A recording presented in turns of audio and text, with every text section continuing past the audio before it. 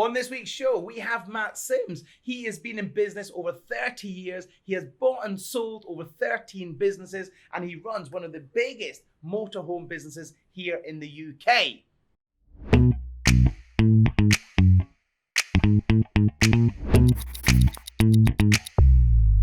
Hey guys, hope you're well. Listen, my name is Alistair Cunningham. Welcome to the Elite Entrepreneurs by Alistair Cunningham's podcast. This week, I have the amazing Matt Sims, everybody.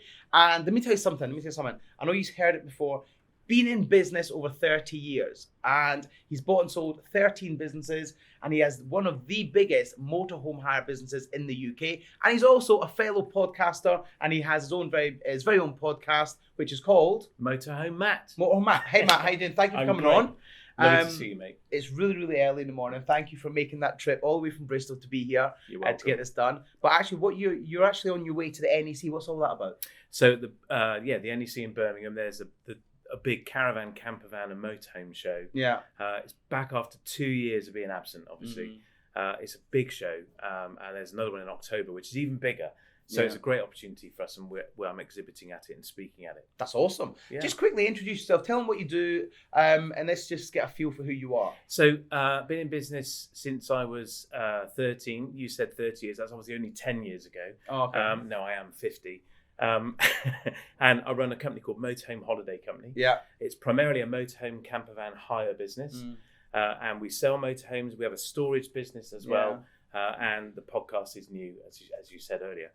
Which we started last year. We also have a shop called thatleisureshop.com, which was a gift from COVID, if I dare say that. COVID just kind of enabled that to be born, and that's flying online and in store. That's awesome. But let's not get there yet, right? What I want to do, part of my podcast, and I want to bring to the audience not just the successes. I want to bring the problems that you've faced, because you've been in business a long time, like a long time. And I've been in business for nearly 20 years. You've been in business a little bit longer than that. I know problems I've had, and no doubt you've had a lot of problems, because the business you're in now was not, it wasn't formed overnight. It's been in the making for years and years and years. And what I really want to get across to people is business is fantastic, but it's in your body, it's in your blood. You're born as an entrepreneur. So what happened? Like, how did you get into business? What was life like 20, 30 years ago? Great question. So I started as a sound engineer. That was sound. I had a mobile disco and a small sound and lighting company, and family friends owned a big sound and lighting company, and I was working with them and having a whale of a time. And quite frankly, I'd have done it for nothing. I mean, it was. Did you love it? So were you traveling around a lot? A lot, and circumstance led me to end up being on the side of a stage of big band names from 30 years ago. So like bands you've never heard of. Probably have. And I was what's called a monitor engineer, so looking after their sound, so the sound the band listened to when they're performing, and did a little bit of sound out front, bit of theatre, West End shows that were touring, and did that for several years, worked very hard, played very hard, kind of burnt myself out. And decided that after all of that, I needed to get a qualification for what I was doing, really. And that was all about who I knew. And that was one of the first lessons I learned is who you know is more important than what you know. Yeah. And it's all about your network. It's very true. And so I went off to university and did a degree. Couldn't wait to get out back into the world. And then went into the corporate event world. And went to work for a company. It's the last time I actually worked for anyone where I got a pay slip at the end of the month. And they went through massive growth. I went and joined them as their UK conference manager, and so running corporate events. And was called into a meeting where I was told we're all being made redundant. And I said, well, when are you doing this? And they said, in an hour's time today. Oh, wow. Team of 12 people, £500,000 turnover business. And the FD said to me, would you like to buy the business? Okay. And I just got married, and this was back in the mid-90s, and I said, well, I'm thinking, how am I going to do that? And we were sat in a McDonald's. It was a brand new McDonald's. It was in the press. I read this. I remember reading this. And I put my hand in my pocket, and I had a £2 coin. The £2 coin had just come out. This is how long ago it was. Right? Okay. And I slid the £2 coin across the table, And he looked at it and smiled at me and gave me his hand and said, "Congratulations, you just bought the business." Really? That's and crazy. they just didn't want it. They just didn't want it. So I bought a load of the assets, a load of the sound and lighting kit and all the conferencing equipment, the entire client database. And I was given the property to run from for a few months while we decided what we're going to call it and so on. And off I went. And so my first, I suppose, wait, for £2? For £2, yeah. And That's crazy. it was just opportunity. Yeah. And that was another big lesson I learned, is about opportunity and just being open to opportunity. I have a phrase which I keep telling people is keep looking up. Mm-hmm. Stop looking down at your phone and just look and kind of metaphorically looking down. Be open to the opportunities that are out there. So this opportunity came along. I had no idea it was going to happen. You also had to have a bit of courage to like get that you have to have some big old to get that £2 out. Audacity would be audacity is the and best I was word, cheeky, and I am a cheeky chappy, really. Yeah. And I did it as a joke, and I couldn't believe it when he said, "Congratulations, Matt, you just bought the business." So I walked out of that meeting. The staff were all laid off, and I kept on one particular member of the team, the sales manager, and we went into business together.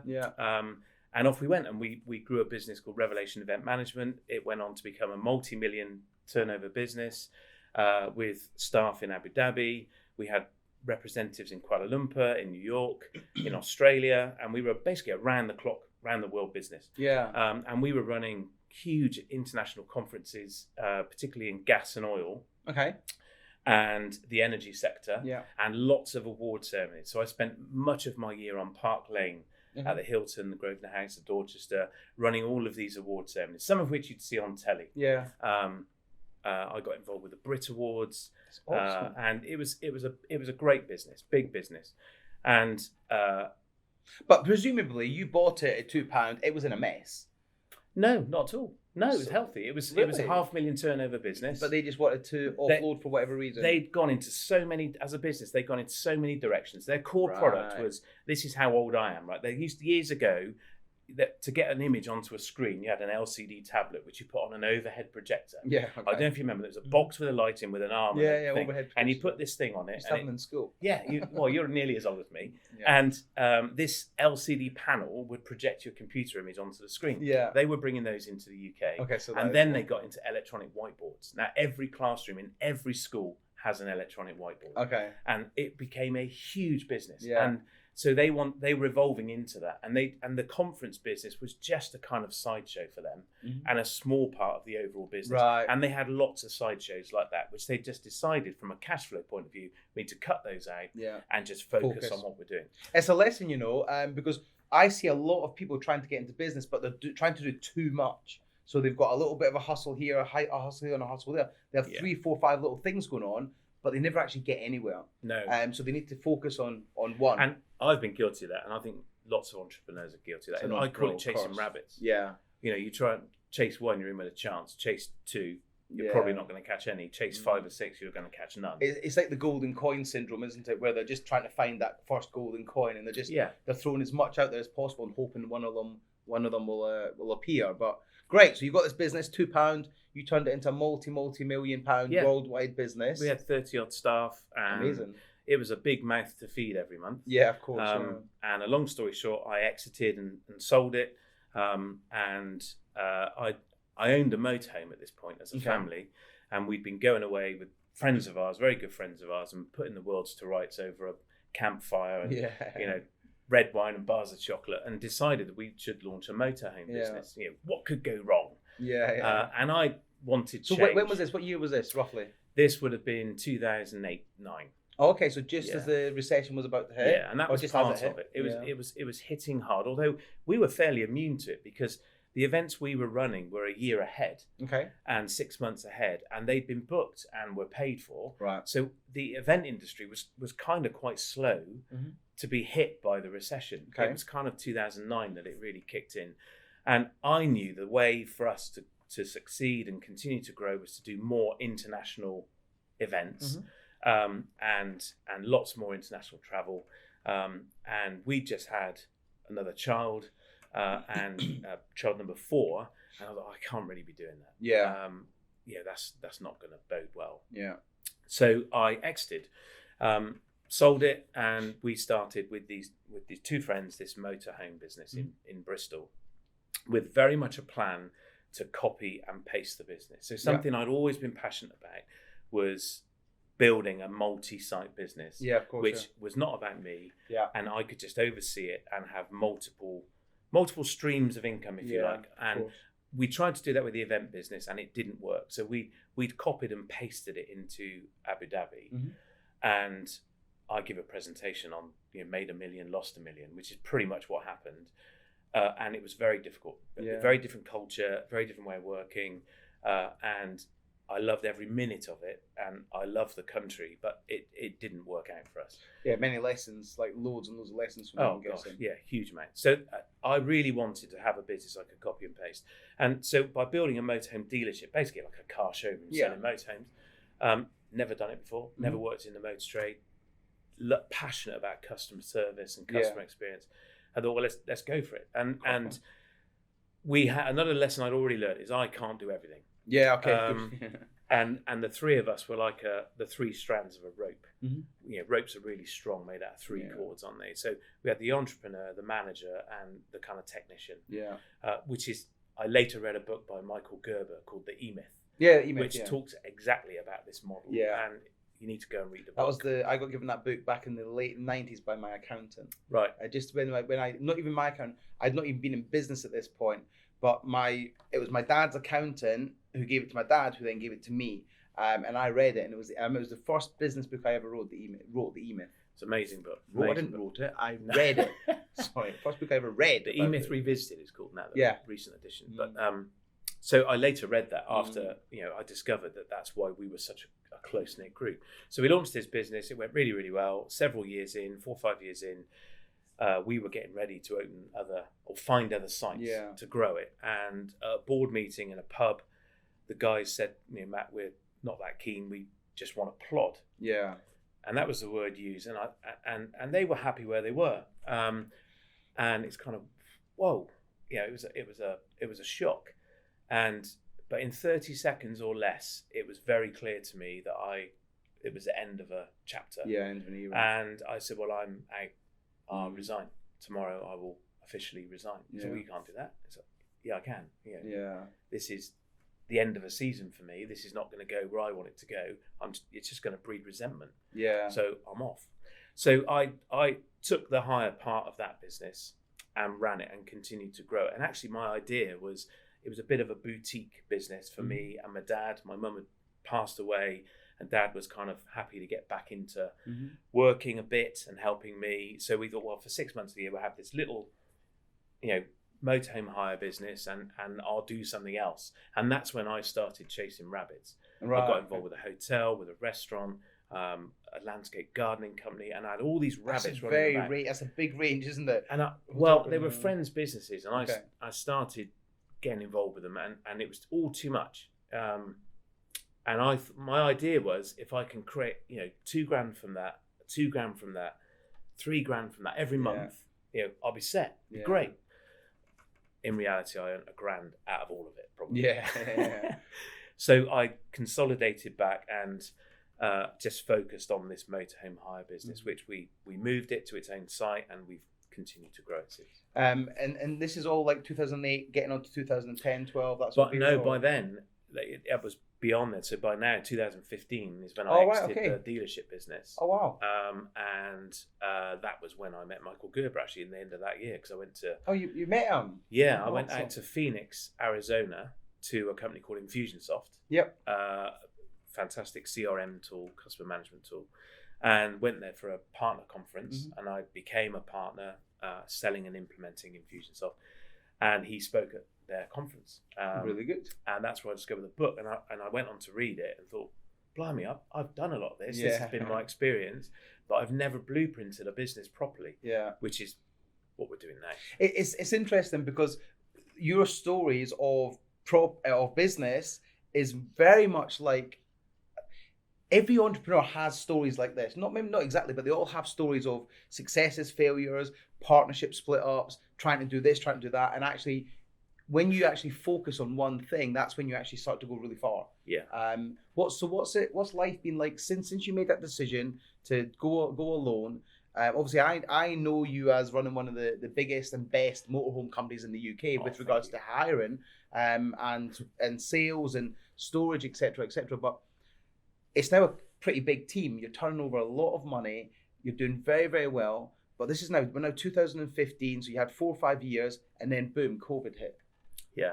Well, COVID, of course, was 2020. So I shiver when I think about it. I remember going home 23rd of March. We shut the gates, and I remember doing a Facebook. How many members of staff did you have at this point? There was just 5 of us at that point. 5 of you, and you had a yard full of motorhomes. 25 motorhomes. That all needed to be maintained, paid for, looked after. So we built an interesting model. Okay. We didn't own most of them. And during lockdown, friends of mine would message me and, Matt, you must be hemorrhaging cash. They're just parked there. They're not moving. I said, well, no, they're not mine. They're a kind of rent-to-rent model. If you rent property, so they're privately owned. Okay. And when they're out on hire, the owner earns an income, and so do we. So they were parked there with very little overhead. I was paying the rent on the tarmac. Yeah. A basic insurance cover, and that was it. So it was a bit of a genius model. It is a very genius model. So do you charge them to park it there? No. So they can, because that's a cost for the owner. I know my parents they're into caravan, and they've got caravan. It costs them a lot of money to park the caravan somewhere safe and secure. So you're parking their vehicle for them. Yeah. And then they can use their vehicle whenever they want to use it, but you can also use it and rent it out and then take care of the maintenance. Exactly. That is a genius model. So the owners make money out of it and have free holidays. And the owner's been making quite a bit of money recently because motorhomes have gone massively up in price. The used market. I know a couple of people in the property market who have actually bought motorhomes and just put them on Airbnb and just rent them out as Airbnb, and they seem to be huge boom, very popular, of course. So we get to 2020. You've got all this staff. You've got a yard full of motorhomes. 2020 hits. COVID hits. Yeah. We went home and thought, what the heck are we going to do? Yeah. We pivoted into selling motorhomes into the trade. So I'm fairly well known in the marketplace. I've always believed in being in a niche. Yeah. And that's key. I'm trying to be a big fish in a pond. Yeah. Or at least a known fish. Yeah. And making great connections, great friends, having a great network. And I was asked if I would sell motorhomes out of a company that had gone bust, a hire company, big national company, much bigger than us. Sadly, they had a terrible reputation, and them closing was good news for the rest of our industry. Yeah. And so on behalf of the administrators, we were taking, and their investors, we were taking their motorhomes, evaluating them and selling them. Okay. And we were charging a fee, and that kept the walls from the doors and kept us busy. And then Boris said, right, everyone back, beginning of July. We opened the doors. It was toward the end of June, and we had a yard full of black bin bags of bedding. Okay. So by this point, I'd recruited 3 more staff because I knew we were going to be busy. Yeah. And we built an online booking system through the lockdown. And I'd been 2 years putting this off, and I thought we're going to have to do it, and now's the opportunity to do it.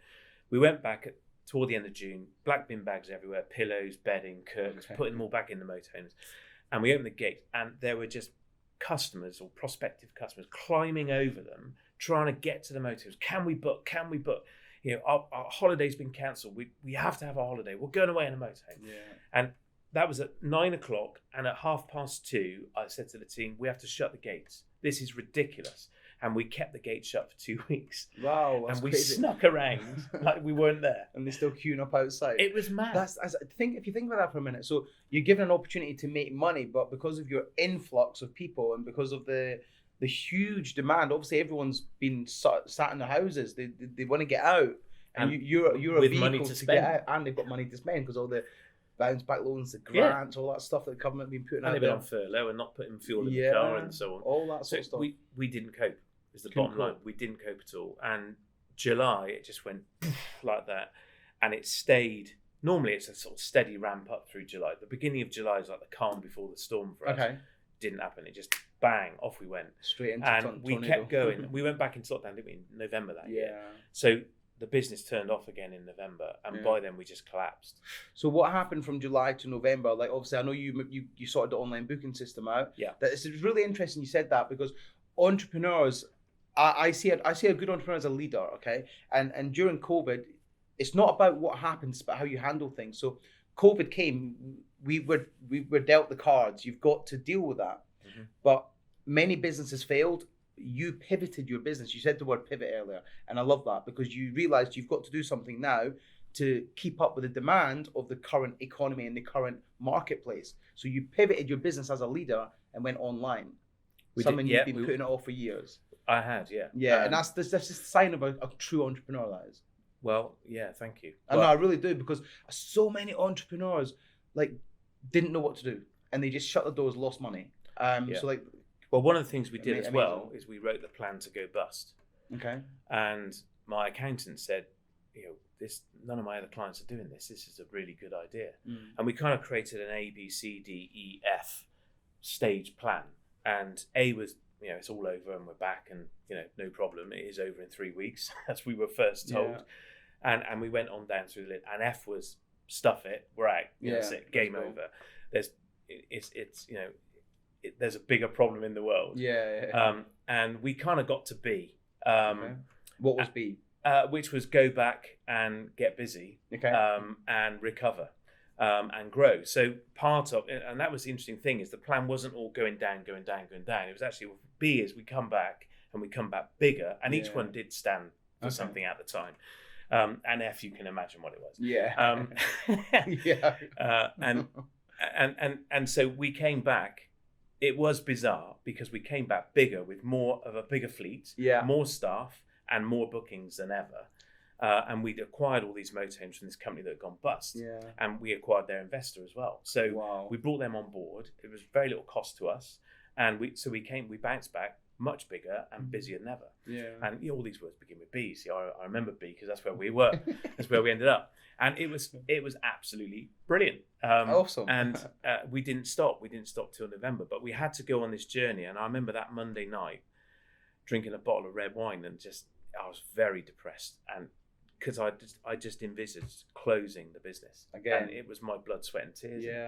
And we wrote the letters, and I said, if this plaster's got to come off, it's coming off quick. And absolutely. If we get to that point, whatever event's going to trigger us going bust and going out, walking away, it's got to be a half-hour conversation, and the rest of it would just happen. Exactly. So we knew exactly who we owed money to.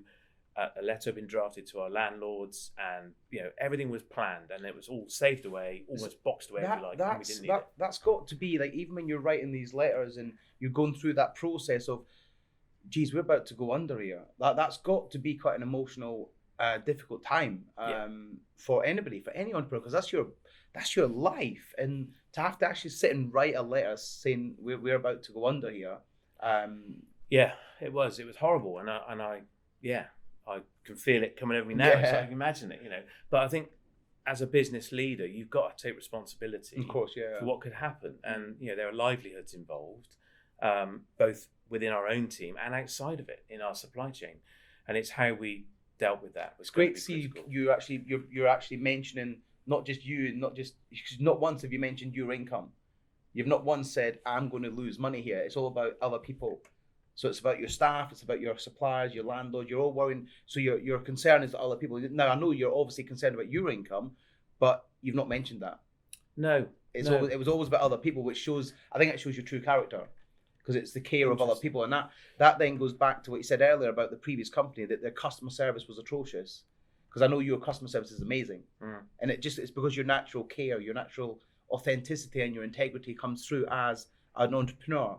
Because you're building I don't want to say a family business, but you're building a community of... And we refer to it as a family and friends business, because that we have family in it. And my neighbour works for us, and we're friends working for us, guys who I worked with back in the events industry 25 years ago. Wow. And they've come and joined us now. That's awesome. Because the events industry's taken a huge walloping over the last couple of years.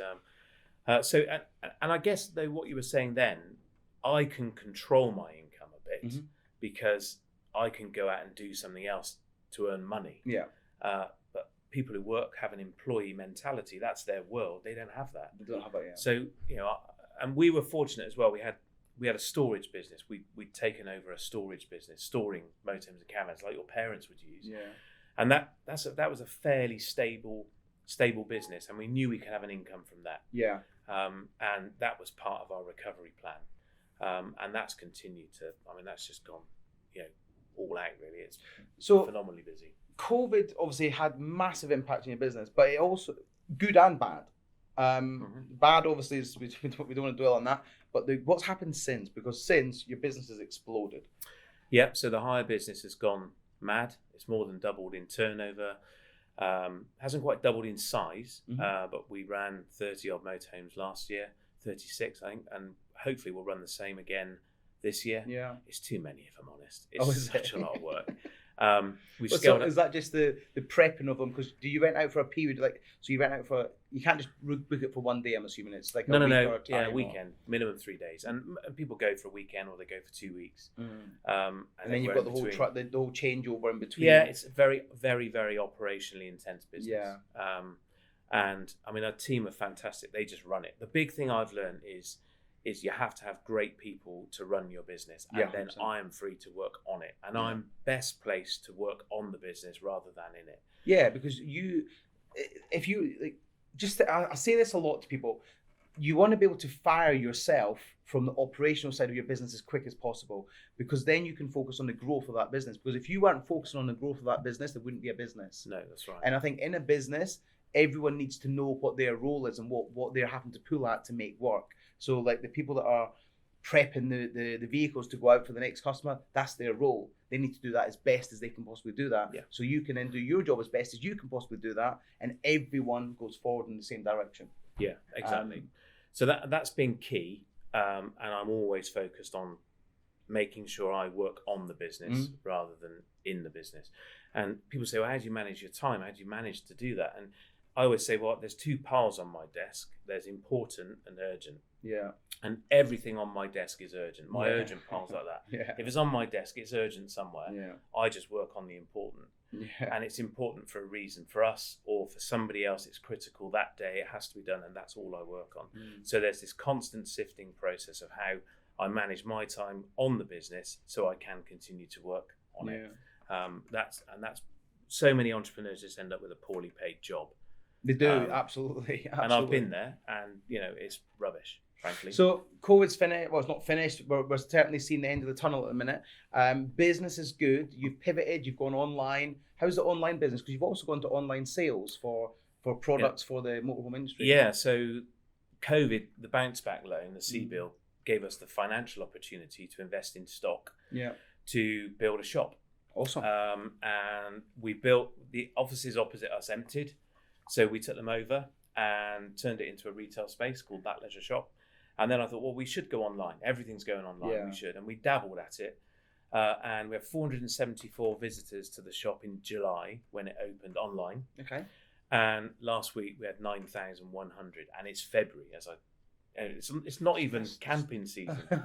So it's because you're doing a lot. I see you a lot around social media. You're in a lot of media. You're obviously on the way to the NEC today to speak at the Motorhome show. Yeah. So that's obviously massively going to help with the brand, the positioning, the pushing it forward. So I imagine that shop's going to go pretty crazy over the next couple of weeks. I hope so, over the next few months and this year, hopefully. Yeah. And online is our secret. It's like a glass ceiling, isn't it? Online, we can just scale that, and that's the plan. And I think that's going to be one of the secret sources to our next stage of growth. What's interesting is the business used to be all about me. Yeah. And I spent 2 or 3 years being the face of it, and then I spent 2 or 3 years saying it's not about me, it's about the brand and about the team. And then I celebrated the team's names being in reviews. Awesome. Nicola was fantastic, Jordan did a fantastic job. Brilliant. Such a friendly bunch, and my name wasn't in it. And something happened in 2020. I walked across into our yard where all the motorhomes are and people go to collect them, and I walked in and a motorhome was being driven out onto a holiday with a couple in it, and I had no clue who they were. I didn't know their name. I'd had no involvement in their booking. Our team and the system had taken care of everything. And they pointed at me and waved and said, "Hi, Matt." And I looked and went, "Hi." Yeah. And I have no clue who they were. And it was a penny drop moment for me. And I wished them a great holiday. And they'd seen me on videos and training videos, all the rest of it. And they felt they had a relationship with me. Yeah. And it endorsed in me the importance of making sure I engage with people, even though I don't know them, because they feel they have a relationship with me. And what we're now starting to do, and the team are driving this, not me, is to try and build up my personal brand. Yeah. And that's why we've got this podcast, and we've called it Motorhome Matt. And the team are all behind it to say, Matt, you've got such a lot of nerdy knowledge in your head within this niche. We need to get it out there. We need to share it. So we are trying to rebuild the brand and grow the brand using me as a tool to do that. And I'm honoured to be in that position. I mean, I love it. And yeah, I'm very passionate about everything we do. Yeah. I love our business. We have a fantastic team. And you know, if I can help grow it in that way, that would just be an absolute result.